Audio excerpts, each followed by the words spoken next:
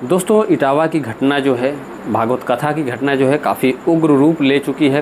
अब इसमें काफ़ी तनावपूर्ण माहौल हो गया है। बता दें आपको कि कथा करने गए 3 लोगों के साथ अभद्रता दिखाई गई, जिसका वीडियो सोशल मीडिया पर वायरल था। उनकी चोटी काटी गई। पीड़ितों का आरोप था उनकी ढोलक फोड़ी गई या फिर उनके साथ बहुत अभद्रता की गई, गाली गलौज की गई, मारपीट की गई, उनकी चोटी काटी गई, मुंडन किया गया, बहुत सारी चीज़ें की गई। और वो अभी जो कि वो यादव समाज से आते हैं, उनका कहना है कि हम लोगों ने कोई जात नहीं छुपाई, हम लोग 15 साल से जो है कि ये कथा वाचन का काम करते हैं। और वहीं पे जो स्थानीय वहाँ के जहाँ पे लोग कथा करने गए थे, वो ब्राह्मणों का गांव था। उन लोगों का कहना है कि इन्होंने अपनी जात छुपाई। उसके बाद इनको बताना चाहिए था कि हम इस बिरादरी से आते हैं और अगर तब हम कथा करवाते या नहीं करवाते। उसके बाद एक चीज़ और निकल कर सामने आई कि ये लोग कथा कहने आए तो गलत सही मंत्र पढ़वा रहे थे और उसके बाद गलत जगह हाथ लगा के टच कर रहे थे। जो महिला हैं जिनके घर कथा होनी थी, भागवत कथा, उनका आरोप सोशल मीडिया पे तैरने लगा, सामने आने लगा। इससे पहले बता दें, जब ये घटना हुई, जो कथावाचक थे वो सोशल मीडिया पे आके अपना बयान दिए और ये बात अखिलेश यादव जो पूर्व मुख्यमंत्री हैं यूपी के, उनके तक बात गई। उन्होंने बाकायदा बुलाया उन लोगों को और सम्मानित किया। वहाँ पे भजन कीर्तन भी हुआ, सोशल मीडिया पे वायरल है, आप देख सकते हैं।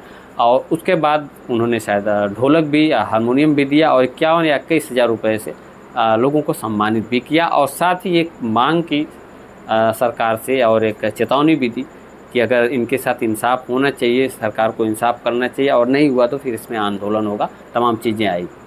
वहीं अगर बात करें जो दूसरे पक्ष की, तो दूसरे पक्ष से तमाम आरोप लगाए गए और दूसरे पक्ष के लोगों में से 4 लोगों की गिरफ्तारी भी हुई और बाकी बहुत सारे लोग थे।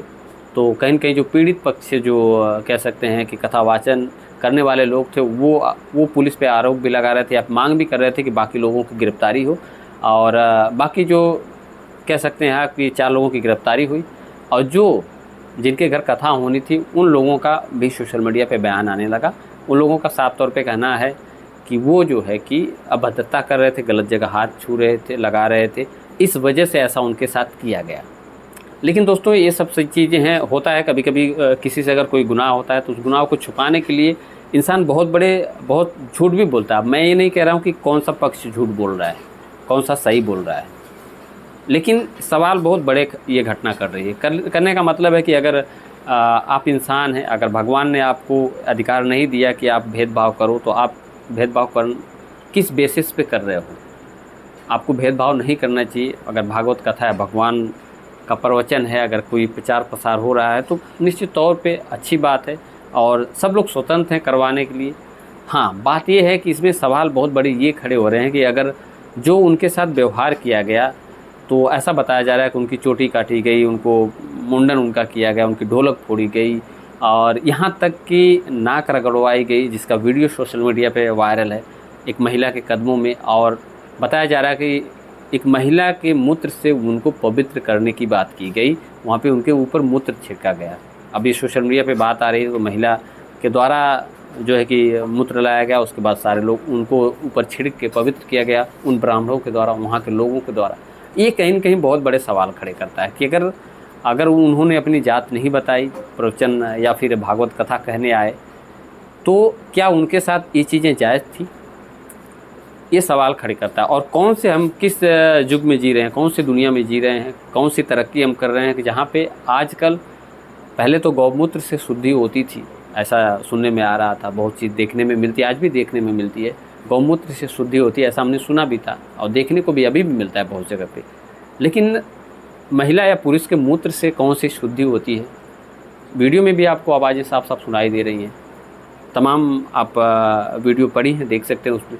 दूसरी बात, एक और सवाल खड़ा होता है कि अगर वो कथावाचन जो करने आए थे उनके द्वारा अभद्रता की गई अगर महिला के साथ, तो फिर उस वीडियो में जो बातें निकल कर सामने आ रही हैं उसमें कोई ऐसा शब्द नहीं कहा जा रहा है कि जो कि अभद्रता से रिलेटेड हो। उनके साथ जो बदसलूकी की जा रही है उसमें तमाम आवाज़ें आ रही हैं लोगों की, और लोग जो उनके मुंडन कर रहे हैं या चोटी काट रहे हैं या जो भी चीज़ें कर रहे हैं, उसमें कहीं भी अभद्रता या फिर अश्लीलता की बात नहीं कही जा रही है। तो कहीं न कहीं ये भी सवाल एक खड़ा होता है कि बाद में ही ऐसा आरोप क्यों लगा? शुरू में ये अभद्रता वाला आरोप शुरू में क्यों नहीं लगा? शुरू से आप देख रहे होंगे सोशल मीडिया पे जात छुपाने वाली बात को लेके हो हल्ला मचाया कि उन्होंने अपनी जात छुपाई, और तमाम लोग सामने भी आए तो उसमें बोला गया था जात छुपा के जो है कि भागवत कथा की गई और उनको बताना चाहिए था अपनी जात।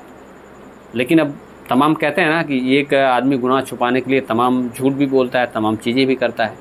अब इसमें ज़रूरत ये है कि इसमें स्वच्छ जांच की अखिलेश यादव जी ने भी कहा है, और सरकार को भी चाहिए कि इसमें निष्पक्ष जांच हो, ताकि कुछ चीज़ें सामने आए जिससे कि हमारे समाज में जो अराजकता का माहौल बन रहा है, कुछ उदंड, कुछ जो है कि कुछ लोगों की गंदी सोच की वजह से जो समाज में अस्थिरता आ रही है वो कहीं न कहीं दूर, क्योंकि हम बहुत एक तरीके से पीछे होती हुई दिखाई दे रहे हैं। अगर ऐसी घटना हमारे सामने आती है तो कहीं न कहीं एक सवाल खड़े करती है, हम पे भी, आप पे भी, किसी जाति धर्म पे नहीं सवाल खड़े करती है, कि इंसानियत पे भी सवाल खड़े करती है कि आप इंसान हैं फिर भी आप ऐसे कृत्य कर रहे हैं, ऐसी चीज़ें कर रहे हैं, तो कहीं न कहीं बहुत बड़े सवाल खड़े करती है।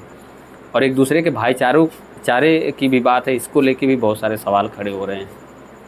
तो निश्चित तौर पे इसकी निष्पक्ष जांच होनी चाहिए। फ़िलहाल आप इस बारे में क्या कमेंट करना चाहते हैं, आपकी क्या राय है? कमेंट में अपनी राय ज़रूर दीजिएगा, ताकि पता चले कि आखिर हमारा समाज किस दिशा में जा रहा है।